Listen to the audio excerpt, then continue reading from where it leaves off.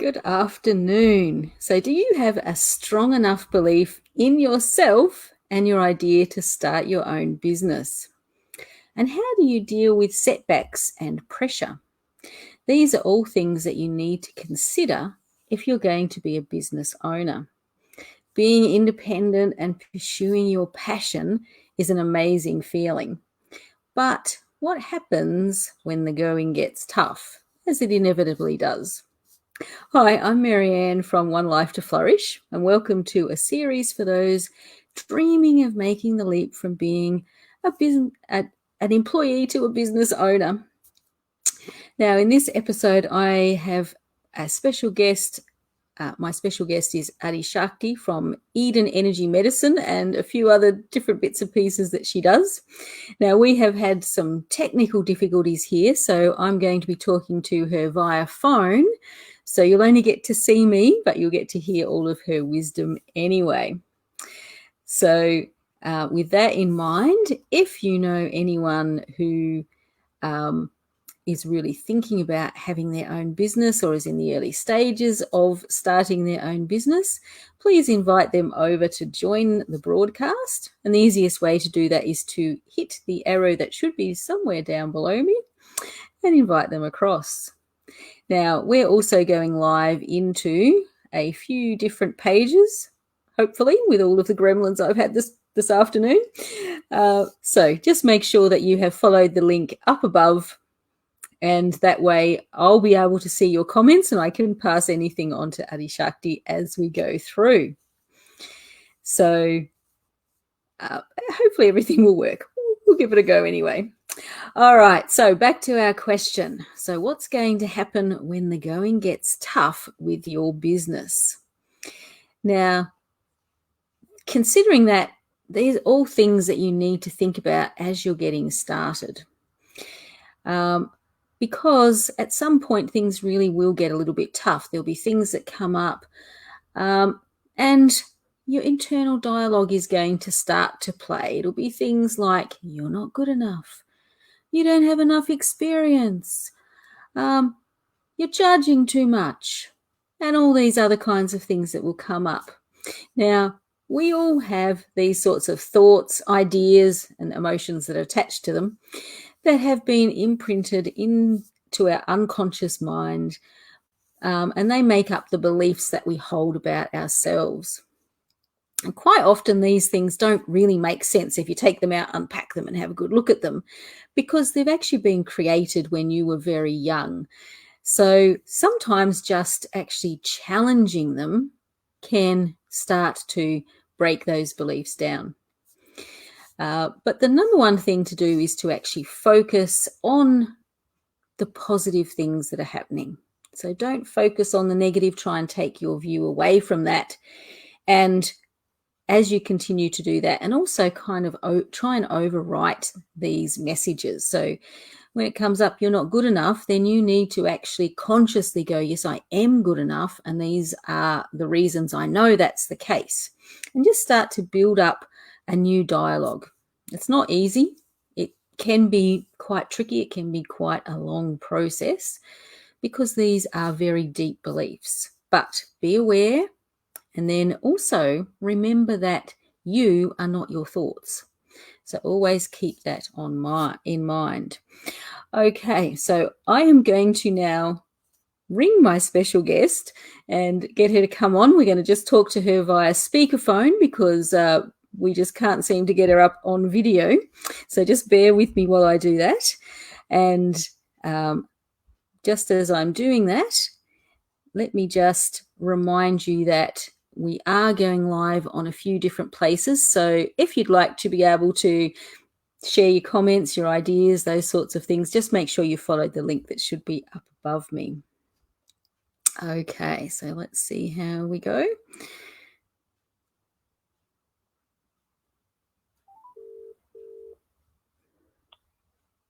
Hey, Marianne.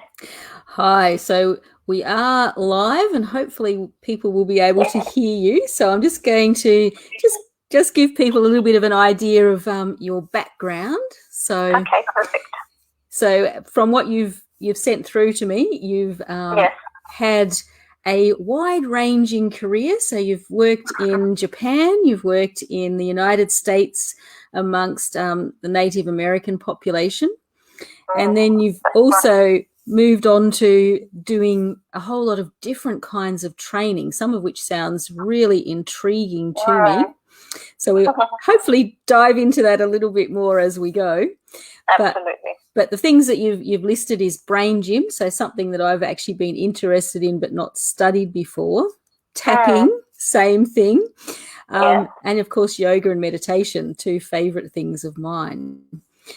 Lovely. And then I'm really interested in the work that you've done with Donna Eden, which sounds fascinating. So I'll really like that's my passion. Yeah, I'm going to really enjoy unpacking that with you.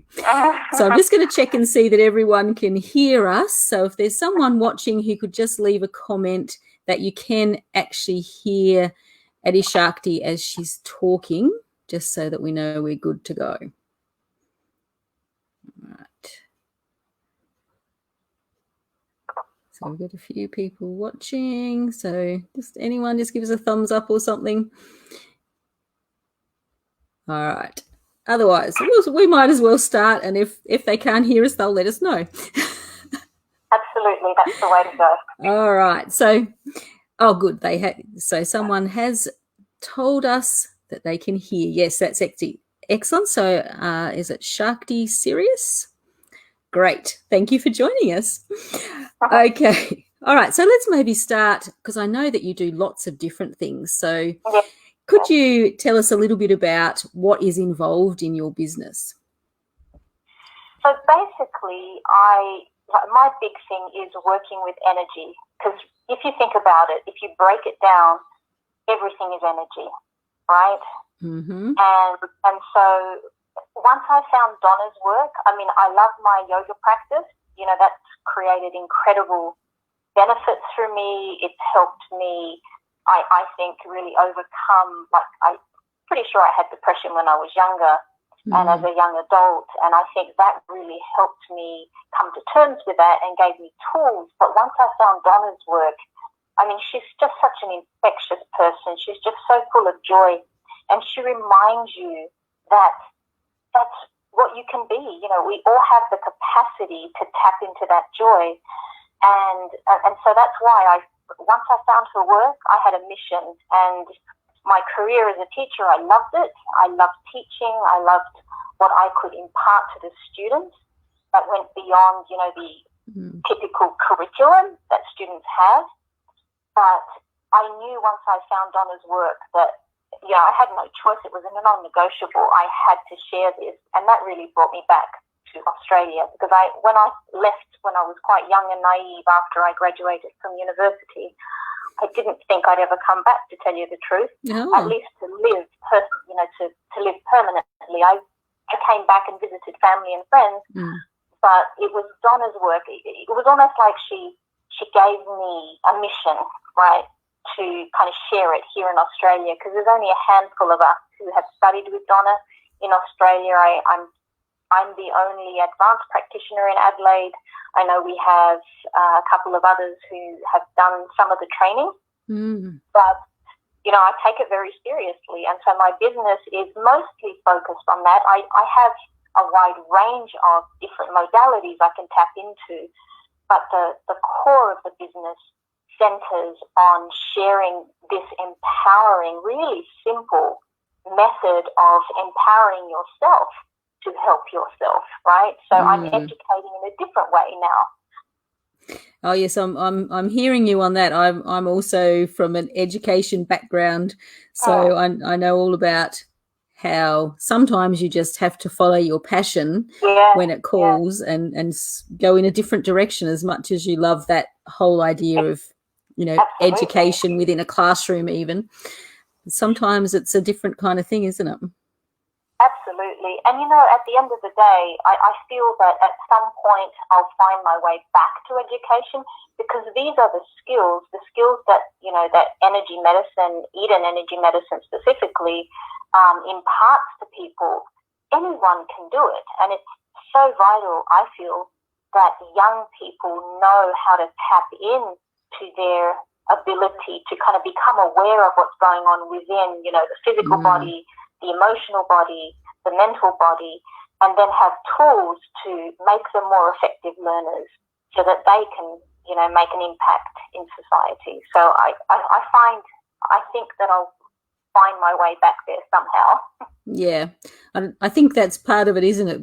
I mean, we're obviously in it because we like helping people in different ways. Yeah, and absolutely. Yeah, I mean, I agree with you 100% that, you know, empowering our youth is really the way to create a better world anyway, isn't it? Absolutely.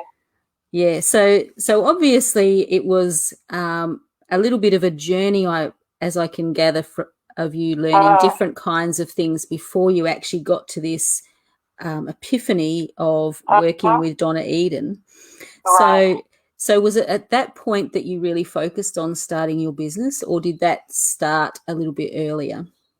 Well, actually, I was in the United States when I came across Donna's work. So I was on a visa, a special kind of work visa, which wouldn't have allowed me to start up a side business. So I was teaching, and so I was tied to only working at the college that I worked at.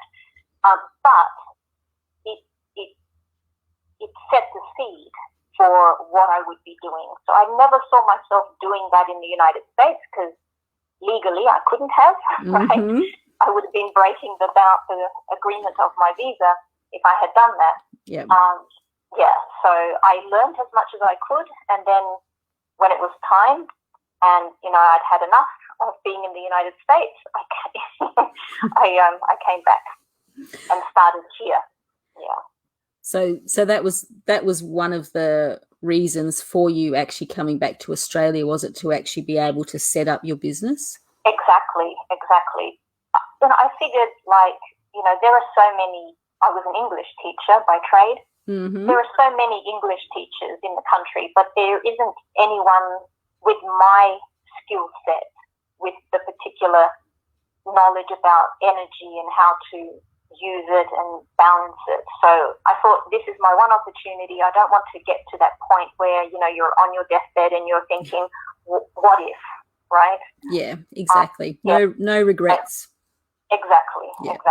So I dived in, not knowing what I was doing, really, to be honest. I just dived in. Okay, which kind of leads us into the next question, which was around you know, how much planning you had going into your business, and did you actually have a plan from transitioning from the classroom to business, or how did that actually unfold for you?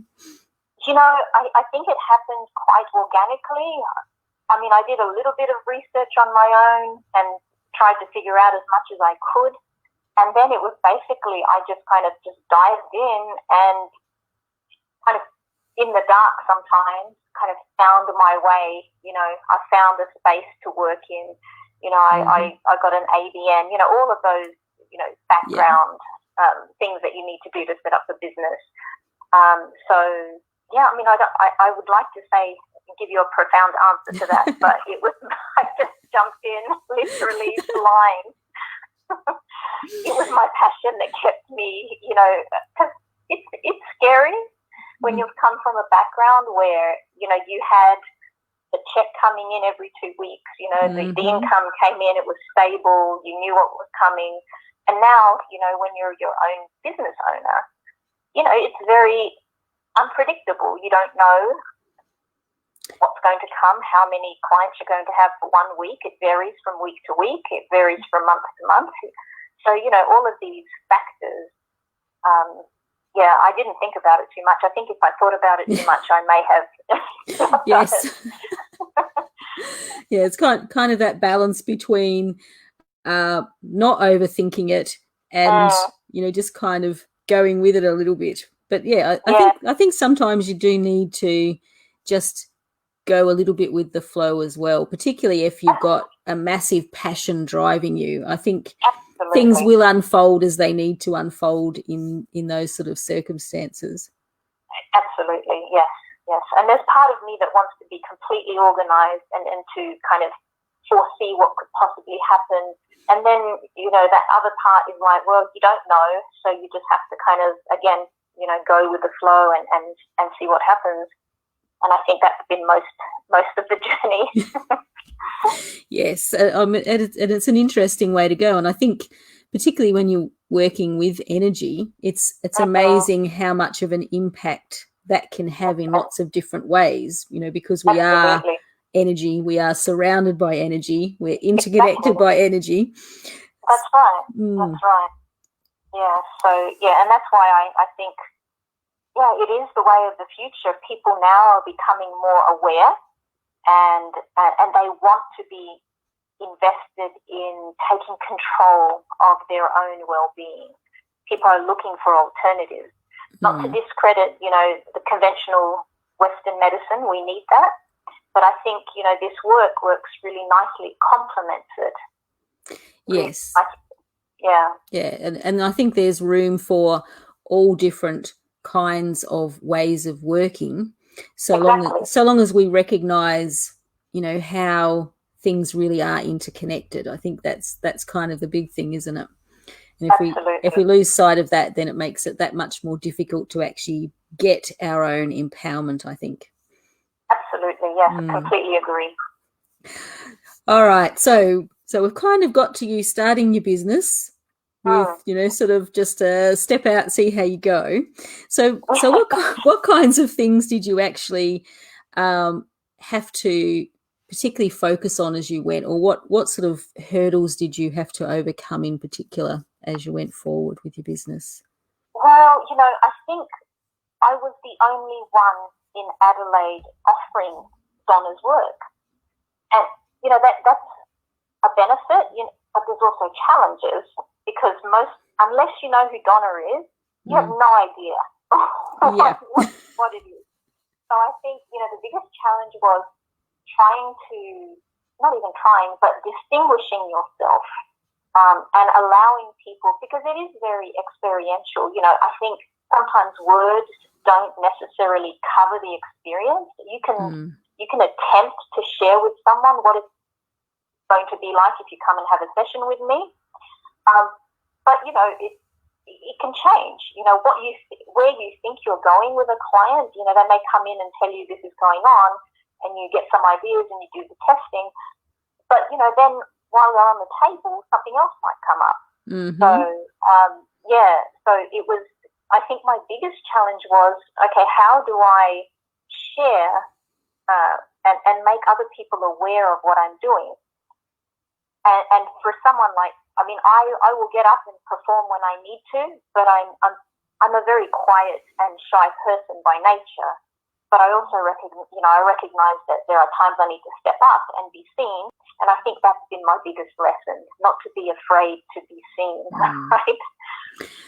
Yes, that can be a tough one for sure. Yeah, absolutely.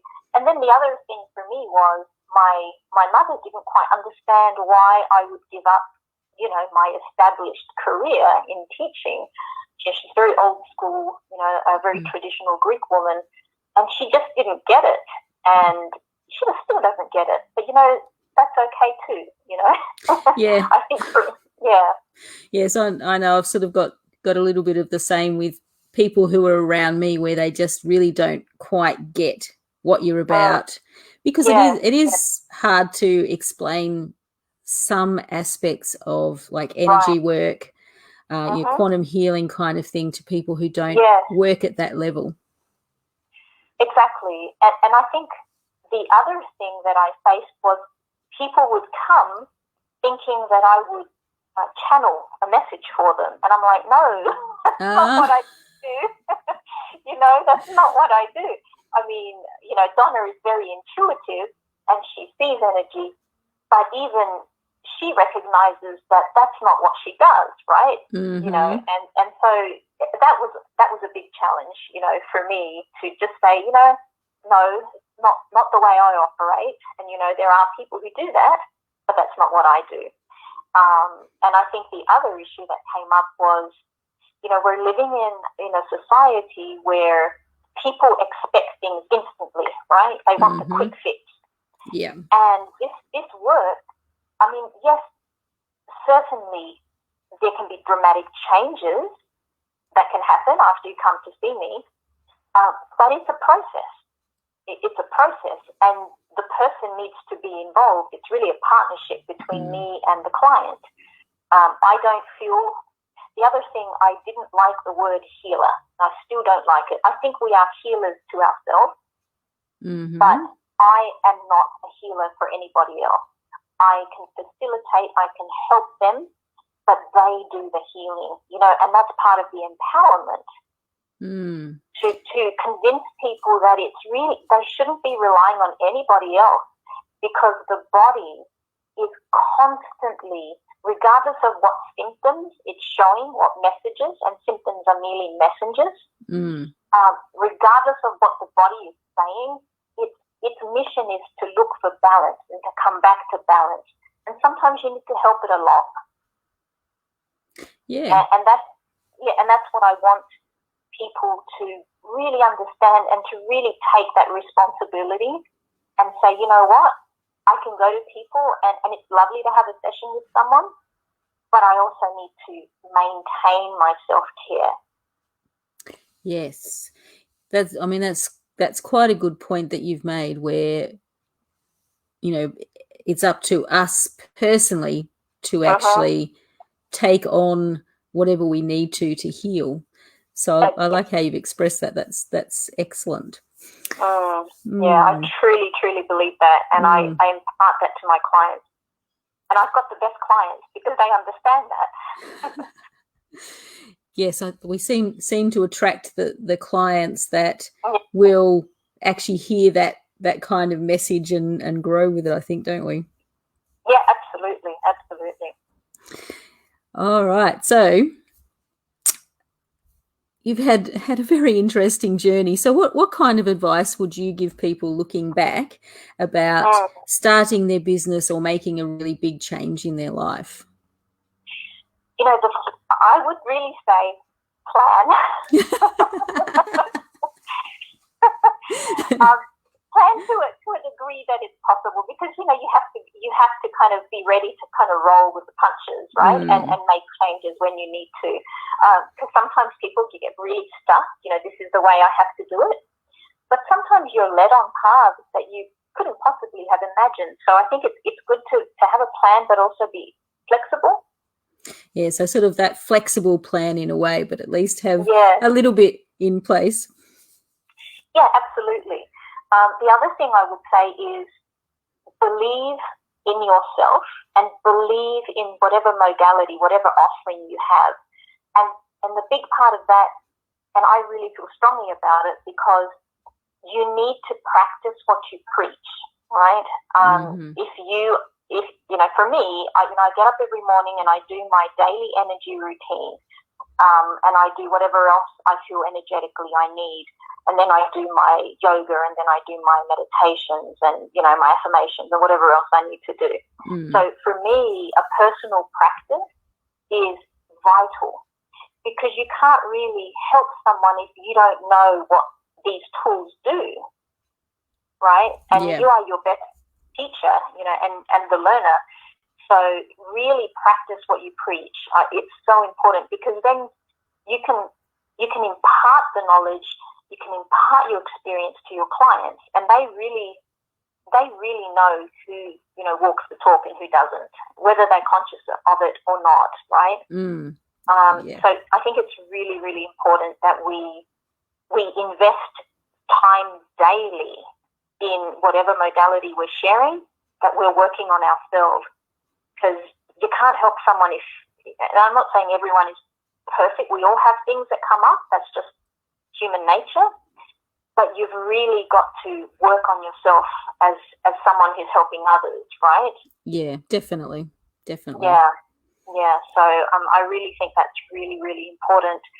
And then, I always say, have a nest egg. Have something on the side that you can dip into during those slow periods, because it can get really scary if you haven't. I'm just so grateful that, over the years I've been very blessed, and, I've saved, I haven't spent all my money frivolously. So it's it just makes it easier, and you can hold in, because a lot of people, when it gets tough and no one's coming through the doors, you know, they think, well, I need to go get a job.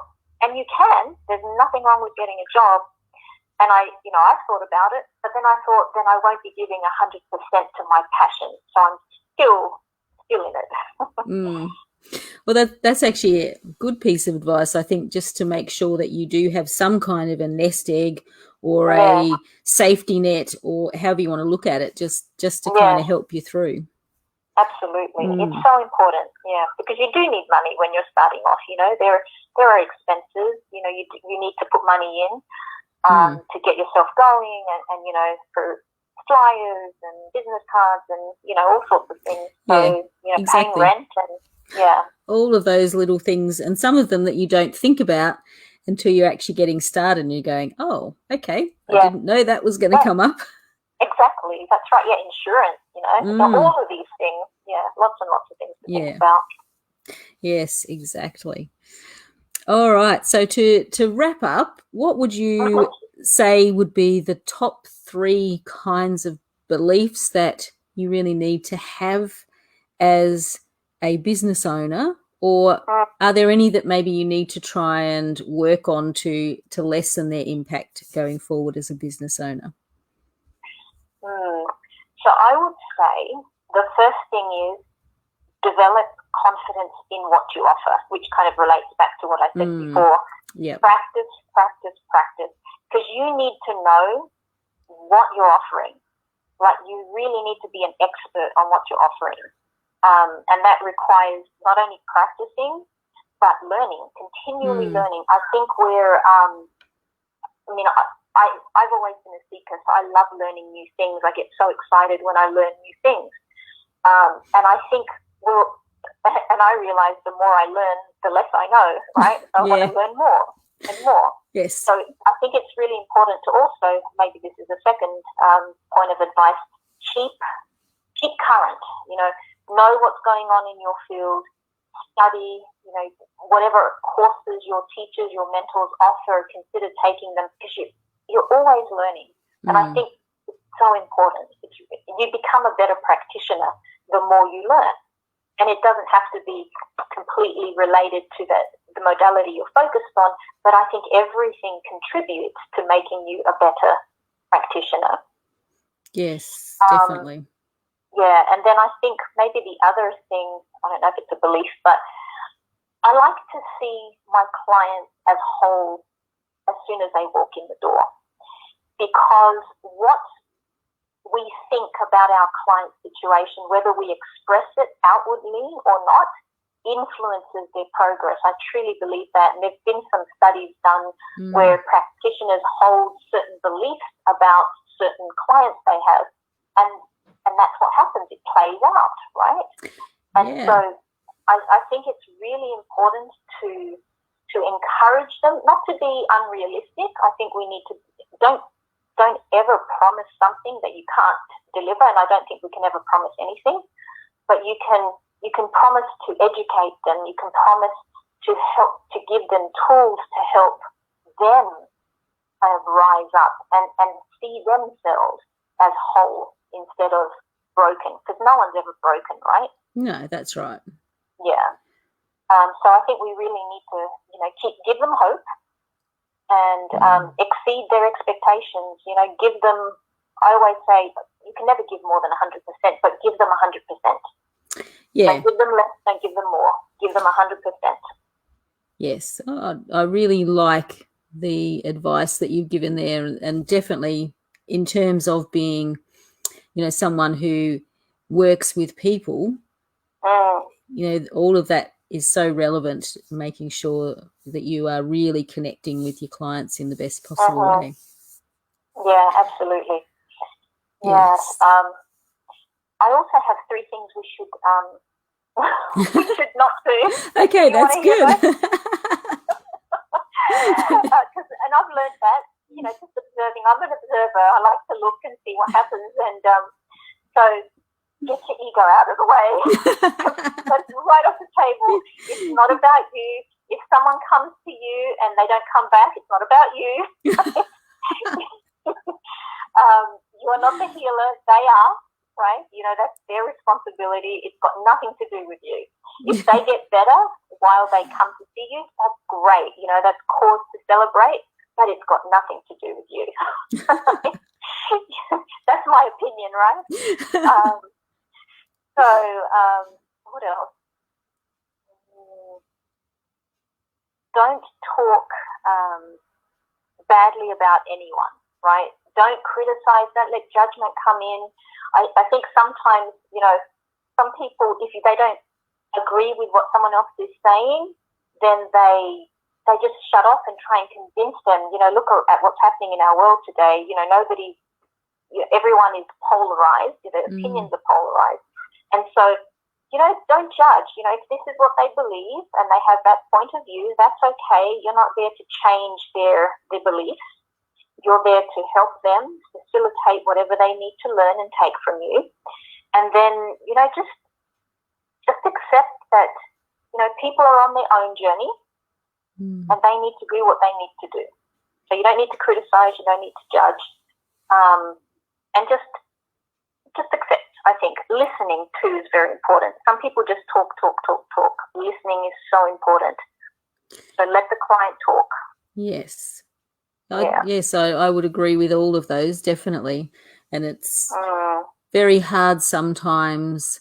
You know, we quite often just generally in society very quick to judge someone without really knowing anything about it. And, you know, as you said, we don't really have the right to be making any judgments on them because, you know, we're not them. We don't know what's going on. No, that's exactly right. You know, we can never walk in someone else's shoes. So, you know, we just do our best and, you know, be there for people, you know, just be accepting. And, that's all we can do and offer them hope. Yeah, exactly. And sometimes that's the biggest thing that can change their life is actually that hope. Exactly. Absolutely.